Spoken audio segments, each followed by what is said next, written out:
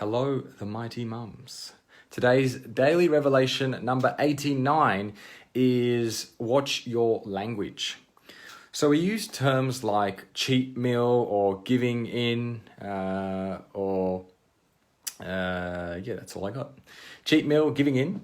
And the language is quite important because a language triggers something in your brain and therefore affects your emotions, and your emotions affect your decisions. You're not giving in, you're in control, you've made a conscious decision to indulge, and you're just being human. So I want to change the relationship that most of us have with food, and we treat it as either good or bad. We treat it as we're doing really well or we're doing really bad.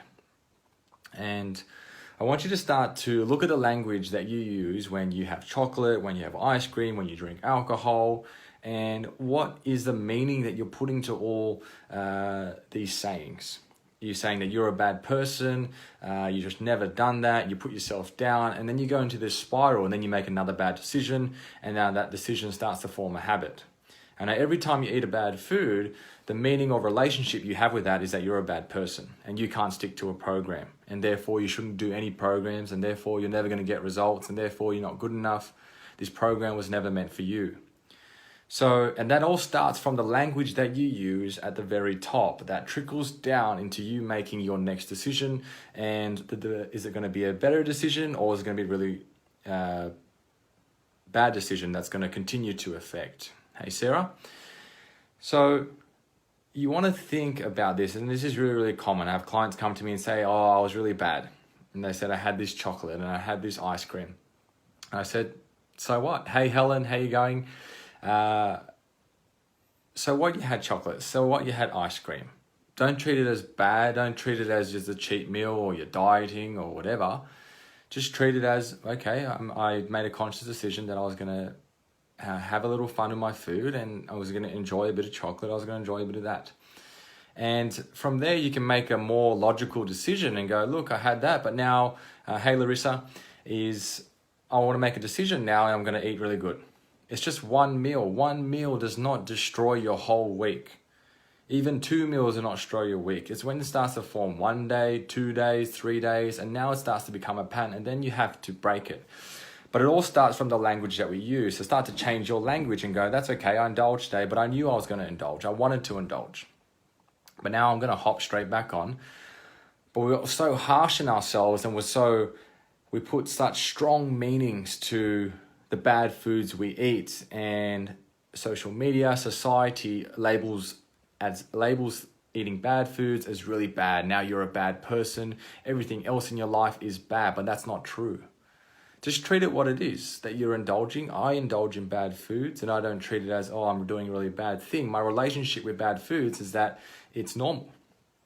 It's a normal part of human behavior that we can't constantly eat well every single day. It's unrealistic, and it's not going to happen. So we need to change that relationship, and it starts with your language. So stop calling it a cheat meal or you giving in. It's just say, I'm making a conscious decision and I'm going to eat bad today. I'm going to have this because I'm human and I deserve this. Hey, Roller. So it's really, really important. We might just think, oh, I'm using this language and it has no effect on anything else, but it all starts from somewhere. The language that you use here and your relationship with food determines your next decision. Your next decision starts to form a habit, and that habit starts to form a pattern or belief in your head. And now you have this meaning or belief about bad foods, and you shouldn't do it. You should never do it. And if you do it, you're a bad person. You should hop off the program, and everything else is wrecked. So that one little language that you're using with these bad foods, and it has a roll-on effect to a bad decision, another bad decision, and it starts with you just flipping that language around and understanding it's okay that you're having a bad meal or you're having a bad treat or whatever it is. But let's stop calling it these things, because it triggers something in your brain to go, no, I've done something wrong and now I deserve to be punished. So I punish myself with continually eating bad, or I talk myself down, and it spirals on. So I hope that helps tonight. Thank you, Helen, Larissa, Roller. Sarah, for coming on board tonight. And comment below if you have this relationship with food, that when you have a bad meal, you have alcohol, whatever it is, that it starts to form something in your head that you've done something wrong. And treat it more lightly that you are human and you're going to have these bad meals.